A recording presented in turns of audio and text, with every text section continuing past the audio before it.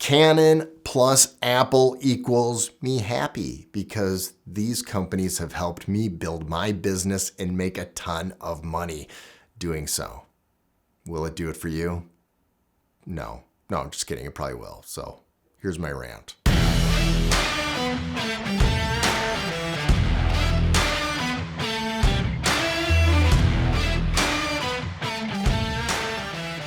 Hi, I'm Jared Hoyman and welcome back to the channel. If it's your first time visiting, well, you're gonna find out a middle-aged guy loves to nerd out with cameras and video equipment and tech, and it's just my thing. So for those that do not know, I am a full-time architectural photographer that does mostly real estate and businesses.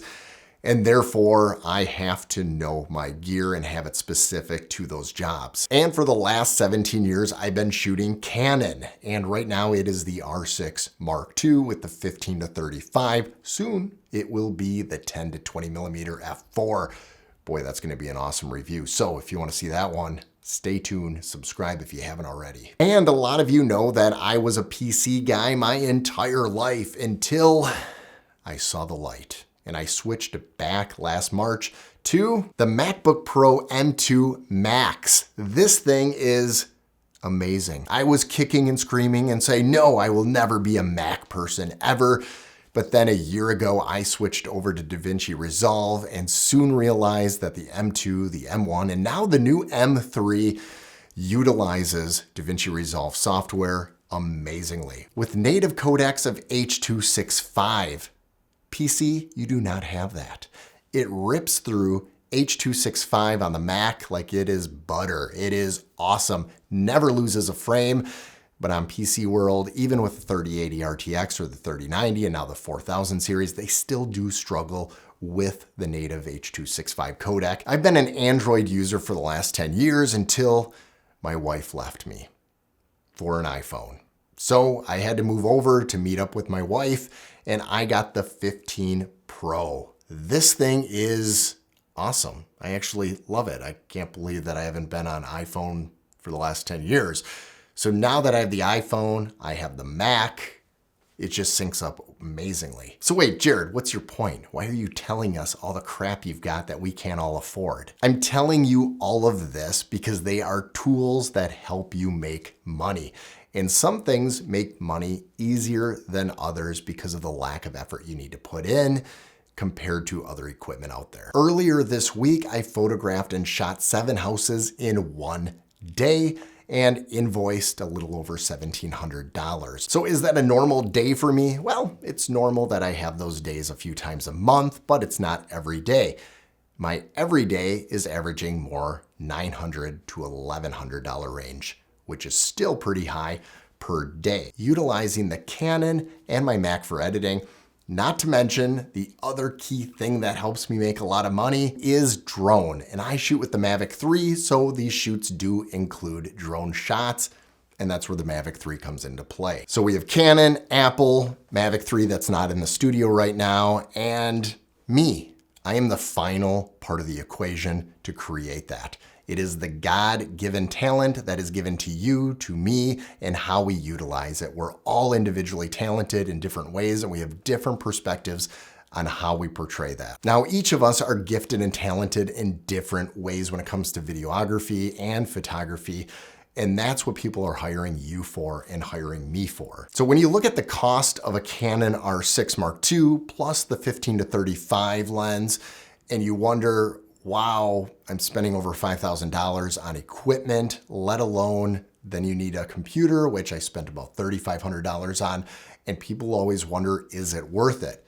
Well, if you're making $1,000 or $1,700 in a day and you're averaging almost $5,000 a week, yes, it is totally worth it. Now, the thing that a lot of people won't talk about is expenses. At this point, you have an income that justifies hiring people so you can disperse the work and create more business ultimately. I have an editor, I have an admin, I have a scheduler. So back to Apple and Canon. How do these companies make my life so much easier? Well, when it comes to Apple, it just works. It just works. Everybody tells you that. They say, hey, you got Android, you can do all these customizations. And I said, yeah, that sounds awesome.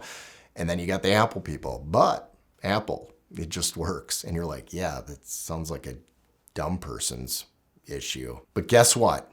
It just works, which means you don't have to fix it. You don't have to spend time doing other things, and then you can just do what you want to do. Now, I picked up the iPhone 15 Pro just a few weeks back, and although I did get the 256, I spent about $1,300 on this phone, which is a lot of money.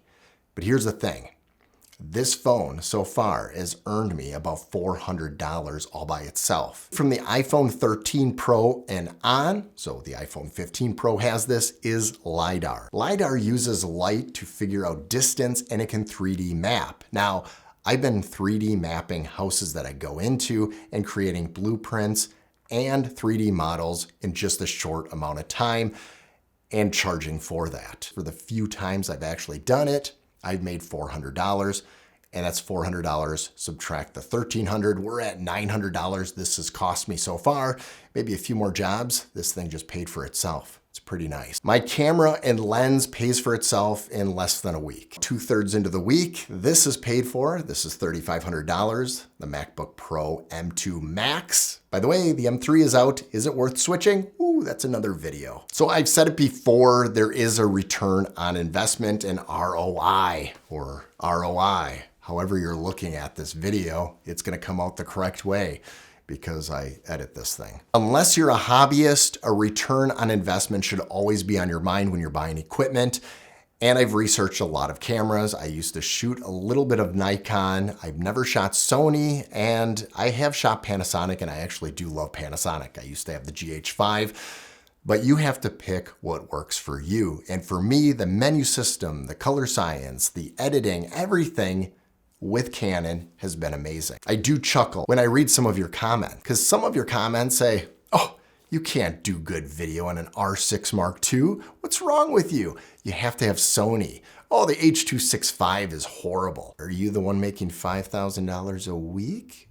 Oh. So when people say that you need a specific camera, and I'm not dissing Sony, I think Sony's probably great, but when they diss a camera because it's not professional enough, well, look in the mirror. It's probably you. It's always the user and never the tool. The tool should just be there to make your process a lot easier for your creative outlet to just come to life. Now, on this channel, I'm gonna talk about Canon because I own Canon. The Canon R7 with the 24-70 f2.8 is looking at me right now.